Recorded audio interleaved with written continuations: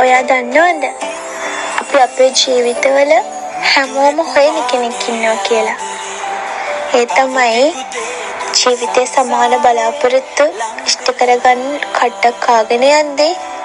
දැන් ඇති කියලා නවතින්න හදනකොට තව ටිකක් ඉවසන් ඉමු.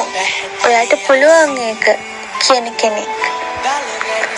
පණට පණ හිටපු යාළුකම් හිතවත්කම් එකින් එක නැති වෙනකොට දැනෙන මහා කලකිරීමක් මැද්දේ කවුරු නැතත් ඔයාට මං ඉන්නවනේ කියන කෙනෙක්. ජීවිතයේ ආස දේවල් අරගන්න තරම් වත්කමක් නැති වුණ වෙලාවක අසරණයි කියලා දැනනකොට අපි ඒක පස්සේ ගමුකෝ කියලා හිත හදන කෙනෙක්.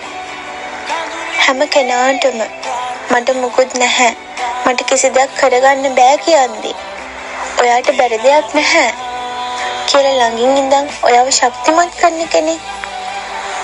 ගොඩාක් වැඩ අස්සේ කරන්න ඕනිම දේවල් අතපසු වෙලා අමතක වෙද්දි ඒකෙ මෙල්ලිලා රණ්ඩු නොවී කමක් නැහැ මන් දන්නවා ඔයා හිතලා නෙමෙයි ඔක කළේ කියලා තේරුම් ගන්න කෙනෙක්.